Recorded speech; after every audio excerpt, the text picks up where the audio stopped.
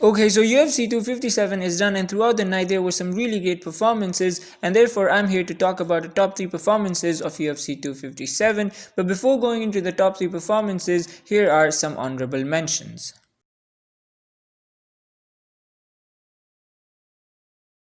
On the early prelims, Evolive was really impressive against Nick Lenz, especially with his submission defense, because Nick Lenz put him quite a few times in that guillotine he's famous for, but Evolive each time kept his composure and got out of it and worked his way to a decision victory over Nick Lenz.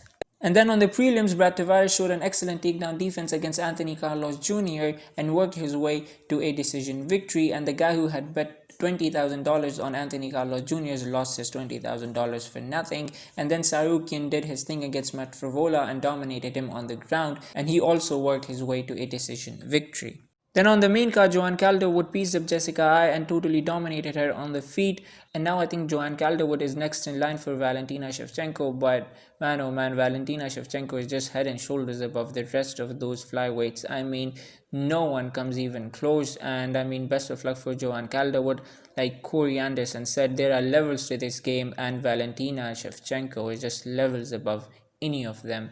So best of luck to Joanne Calderwood, but that would not be a fun night out for Joanne Calderwood against Valentina Shevchenko if she gets the fight. And now let's talk about the top 3 performances at UFC 257. Number 3 on this list is Marina Rodriguez against Amanda Ribas. Coming into this fight, Amanda Ribas was a heavy favorite at -335, and almost everyone thought that Amanda Ribas would ground and pound her way to victory because clearly Marina Rodriguez was the better striker. And that is exactly what Amanda Ribas did in the first round. She dominated the first round on the ground, but then the second round started and Marina Rodriguez connected with Amanda Ribas with a nice right hand which dropped her, and Herb Dean almost stopped the fight but didn't, which created a little bit of confusion. Marina Rodriguez thought the fight was over and so did Amanda Ribas, but Herb Dean said that no, it isn't over, and then they got back at it again, but Amanda Ribas was down and out and she was just wobbling all over. She had those stanky legs, and Marina Rodriguez again connected with a nice elbow and then another right hand, and then Herb Dean had seen enough and decisively stepped in to stop the fight.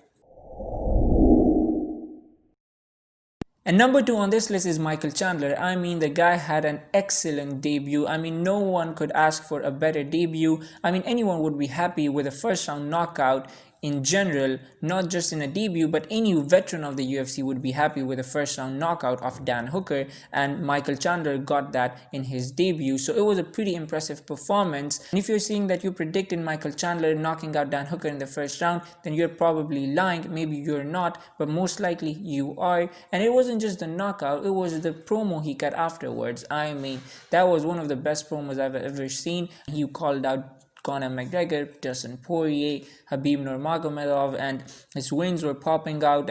I was already hyped up when he knocked out Dan Hooker, but the promo he cut afterwards, man, that promo hyped me up even more. And you know what? Michael Chandler is not a joke, and I feel like he's here to stay, and he can actually hang in with the best of the best the UFC has to offer. And number 1 on this list, as you might have guessed, is Dustin the Diamond Poirier. I mean, the guy knocked out Conor McGregor in the second round. If you had seen my predictions video, I had picked Dustin Poirier to knock or submit Conor McGregor in the 4th or 5th round, but he did it in the second round. And I mean, nothing gets more impressive than that. I mean, Conor McGregor is one of the biggest name, if not the biggest name in MMA, and Dustin Poirier knocked him out in the second round and in very dominant fashion. And I am really happy for Dustin Poirier because he's my favorite fighter, and everyone in the media was just counting him out like they did not know who Dustin Poirier is. I mean, Dustin Poirier, as I had said in my predictions video, is the most dangerous fight you can get at lightweight after Khabib. I mean, the guy has defeated the who's who of lightweight division. He has a victory over Justin Gaethje, Anthony Pettis, Eddie Alvarez, 2 over Max Holloway, and now he has defeated Conor McGregor. I mean, no one has a better resume at this point than Dustin Poirier. And most of these casuals and seasonal fans are kind of surprised that Dustin Poirier was able to beat Conor McGregor. But if you know a thing or two about MMA and know who Dustin Poirier actually is, then I'm sure you're not as surprised because, as I said, Dustin Poirier is the most difficult fight at lightweight after Khabib Nurmagomedov, and he's not an easy outing for anyone in that lightweight division.